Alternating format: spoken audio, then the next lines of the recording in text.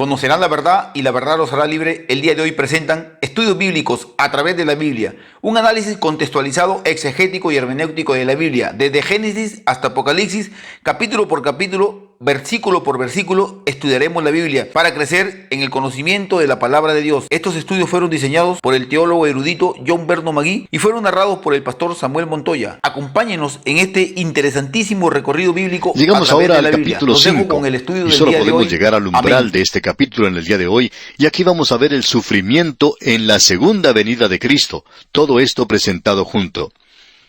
¿Cuál es la relación del sufrimiento en la segunda venida de Cristo? ¿Qué es lo que hace por nosotros?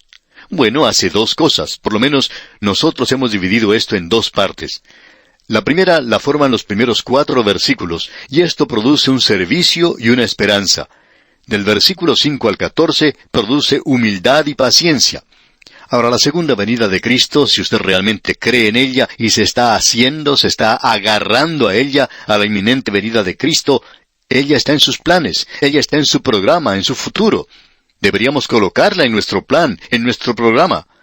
Nosotros decimos que debiéramos tener un plan para nuestra vida y cosas por el estilo. Pero, ¿qué en cuanto a la segunda venida de Cristo?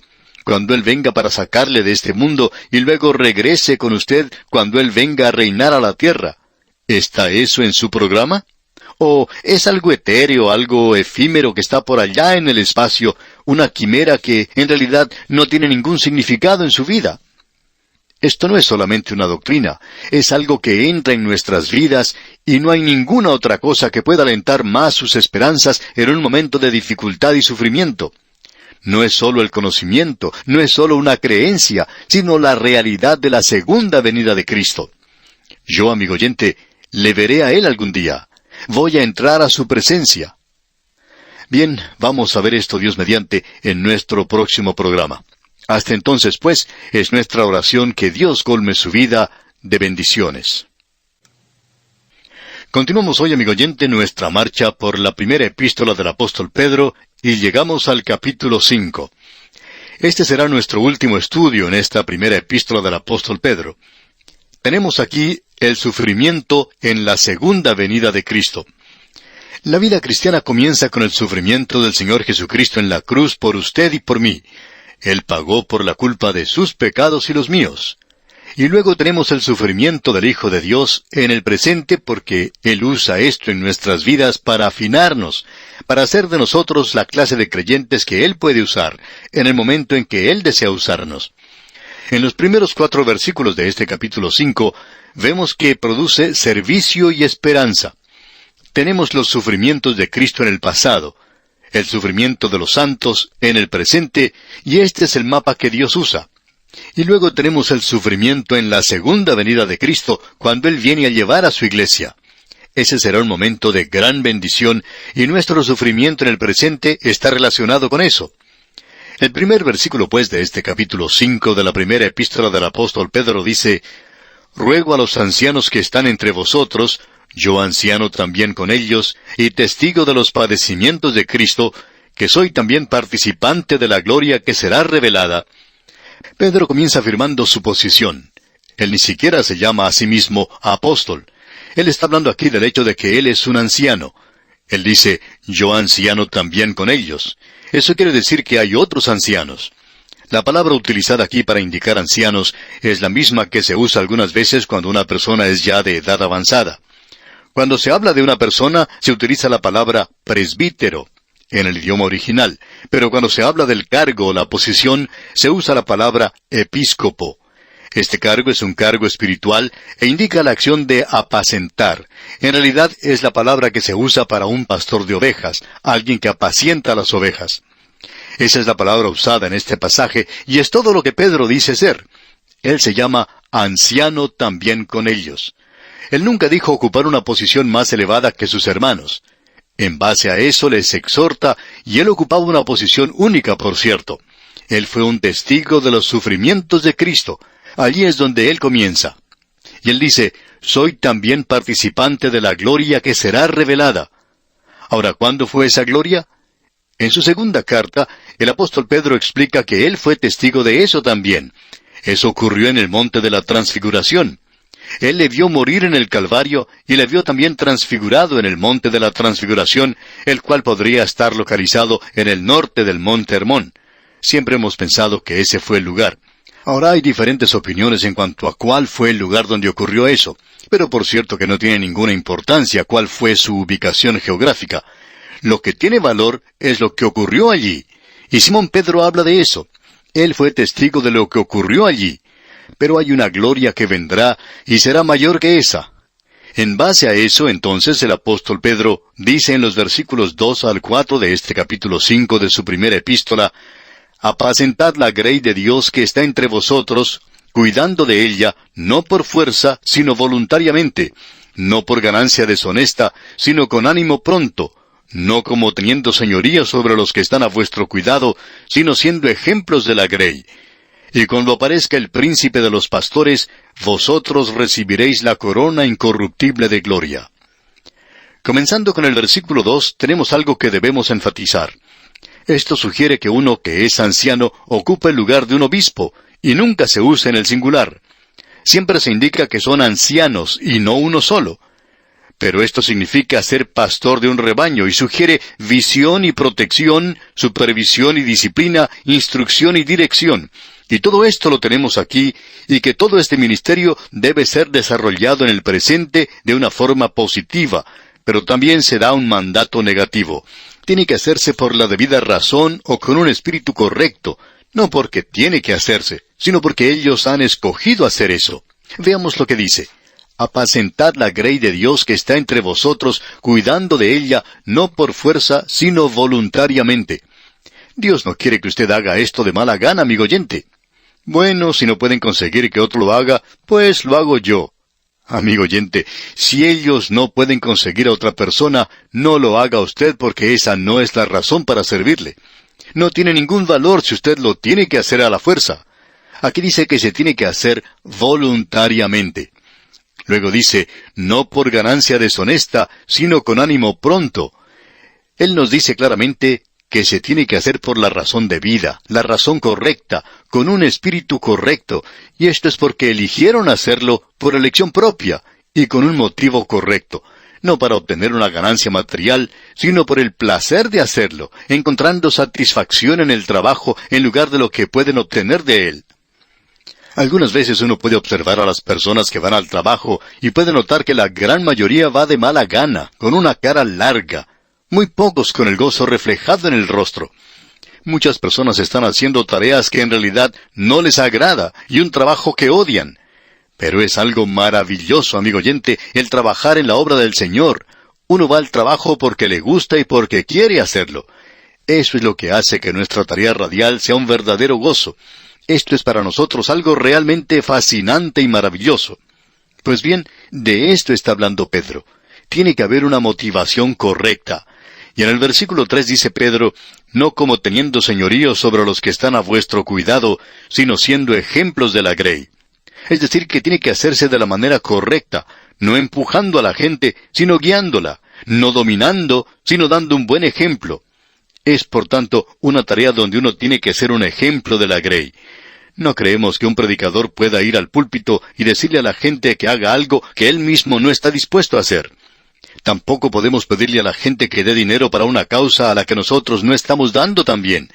Creemos que no tenemos ningún derecho de demandar de la gente aquello en lo cual no estamos participando nosotros mismos. Luego Pedro continúa diciendo en el versículo 4, «Y cuando aparezca el príncipe de los pastores, vosotros recibiréis la corona incorruptible de gloria». Tiene que hacerse dándose cuenta que en eso ellos están sirviendo al príncipe de los pastores, ante quien deben rendir cuenta, y quien recompensará el servicio rendido con recompensas que son eternas. No crea que uno está trabajando sin esperar recibir algo. Eso no lo hacemos nosotros. El apóstol Pablo indicó de manera clara que el creyente no es una persona que trabaja sin esperar un pago. Usted debe trabajar para él y esperar una recompensa algún día. Así es como debemos servirle. Ahora él dice algo en cuanto a recibir una corona de gloria. Hay muchas coronas y ya las hemos mencionado. El Señor dará una corona de vida, una corona de justicia, y ya hemos hablado de esto. Ahora se menciona una corona de gloria. Según opinamos nosotros, esto indica que usted llegará a compartir de la gloria del Señor. Todavía no hemos tenido oportunidad en este estudio de hablar en cuanto a la gloria de Dios. Y no podemos hacerlo ahora. Solo quisiéramos decir esto. Hay unas 17 palabras en el Antiguo Testamento que han sido traducidas con la palabra gloria. Y esa es la palabra que se usa en el presente. Ahora, ¿qué comprende usted por la palabra gloria? ¿Qué quiere decir? ¿Qué tamaño tiene? ¿Qué forma tiene? ¿Cuál es su color? ¿Qué es la gloria? Nos imaginamos que la mayoría de los creyentes tiene una idea muy nebulosa de lo que es esto. Bueno, hemos descubierto que la gloria tiene forma y tamaño. Escuche, los cielos cuentan la gloria de Dios, y el firmamento muestra la obra de sus manos. No vamos a entrar en detalles hoy, pero el tamaño de este universo nuestro es algo realmente asombroso. Y no creemos que hayamos apreciado mucho del universo de Dios. Es tan grande. Y eso es gloria, la grandeza de nuestro Dios. Ahora, ¿qué podemos decir en cuanto al color? Bueno, contemple usted este vasto universo de noche. Mire hacia el cielo. En el otoño, las hojas de los árboles cambian de color en algunos lugares. Y es maravilloso poder contemplar los colores en los árboles.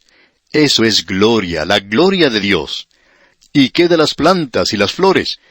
El hombre que cuida su jardín planta una pequeña semilla, y luego espera que nazca una planta, y con el pasar del tiempo aparece una hermosa flor.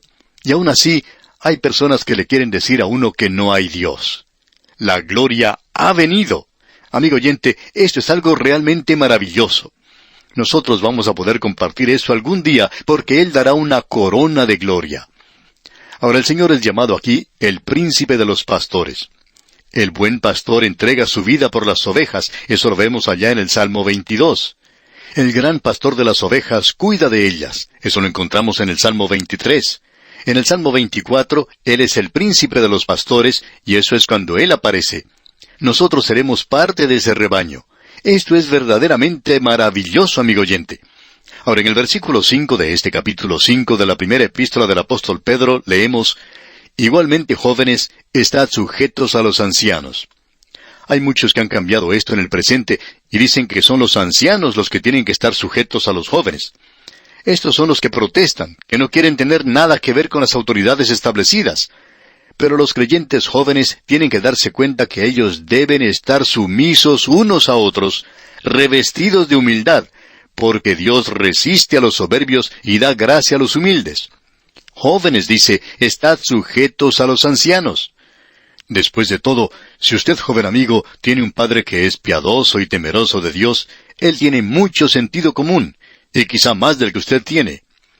Cierto joven se sentía avergonzado de su padre cuando fue a estudiar a la universidad, aunque su padre ganaba buen dinero y tenía una buena posición, pero este joven se sentía avergonzado de él. Su padre tenía, según él, ideas muy a la antigua, pero después de concluir sus estudios, no vio a su padre por unos cuantos años, y cuando se encontró con él, se sorprendió al ver todo lo que su padre había aprendido en tan corto tiempo. Y hay muchos jóvenes, amigo oyente, que se dan cuenta que sus padres aprenden mucho después que ellos mismos han estado en la escuela de los golpes duros. Luego, prosiguiendo con este mismo versículo 5, Pedro dice: Y todos sumisos unos a otros. Los creyentes no deben insistir en que se hagan las cosas a su manera, por encima de los demás. Dice aquí: y revestidos de humildad. Aquí nos encontramos en un pasaje que nos enseña que el sufrimiento produce humildad y paciencia en vista de la venida de Cristo.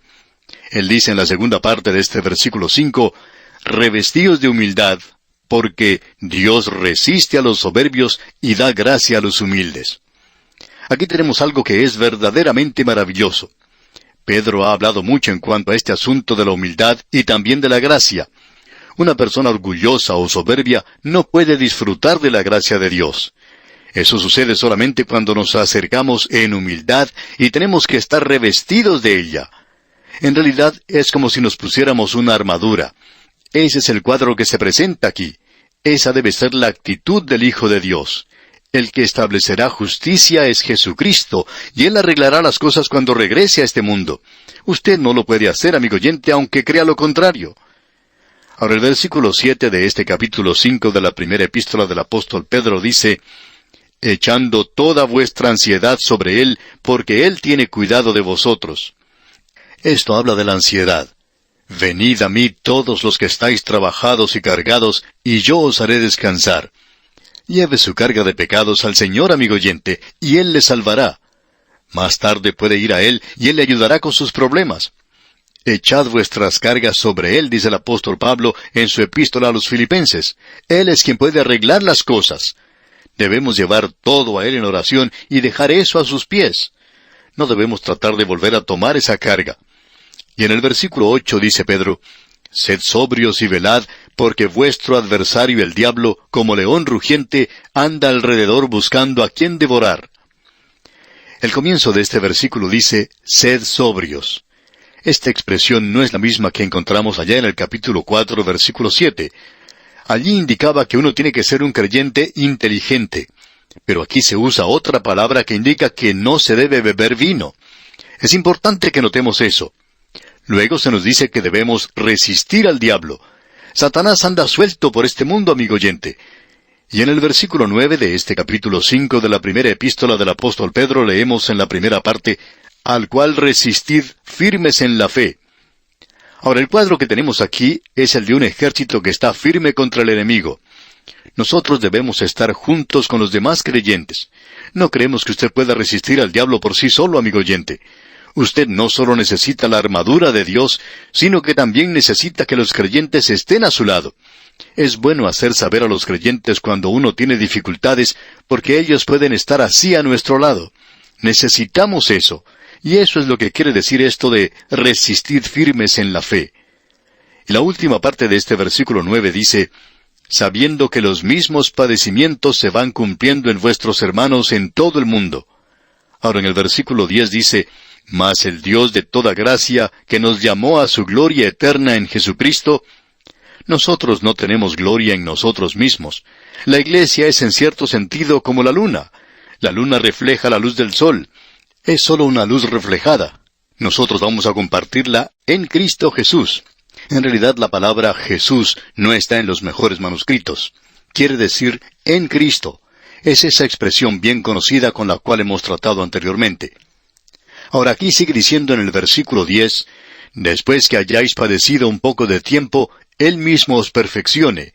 Esto indica que Él es quien nos perfeccionará.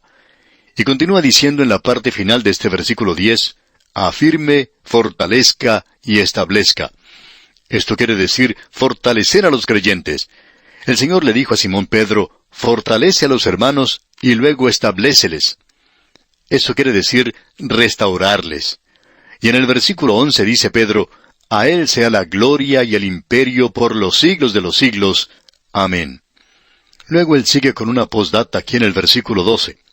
Por conducto de Silvano, a quien tengo por hermano fiel, os he escrito brevemente, amonestándoos y testificando que esta es la verdadera gracia de Dios en la cual estáis. Silvano fue quien escribió esto. Si a usted no le gusta el griego utilizado, pues puede echarle la culpa a Silvano. Y ahora en el versículo 13 dice, la iglesia que está en Babilonia. Creemos que esto se refiere literalmente a Babilonia. Pedro es demasiado práctico para hablar en sentido figurado. Y en el versículo 13 dice, la iglesia que está en Babilonia, elegida juntamente con vosotros, y Marcos mi hijo, os saludan. Ahora aquí vemos que Marcos terminó haciendo bien las cosas. Y en el último versículo dice Pedro, saludaos unos a otros con ósculo de amor. Paz sea con todos vosotros los que estáis en Jesucristo. Amén. Hay muchas cosas que podríamos enfatizar aquí. Por ejemplo, el ósculo de amor. Bueno, tenemos que estar seguros de que se trata del beso correcto. Alguien dijo, el beso para una muchacha joven es esperanza, para una mujer casada es fe, y para una solterona es caridad. Creemos, amigo oyente, que es mejor dar un apretón de manos. Bien, y así concluimos nuestro estudio de esta primera epístola del apóstol Pedro. Esperamos que haya sido de gran bendición para usted. Será pues, hasta entonces, que el Señor derrame en usted sus incontables bendiciones, es nuestra ferviente oración.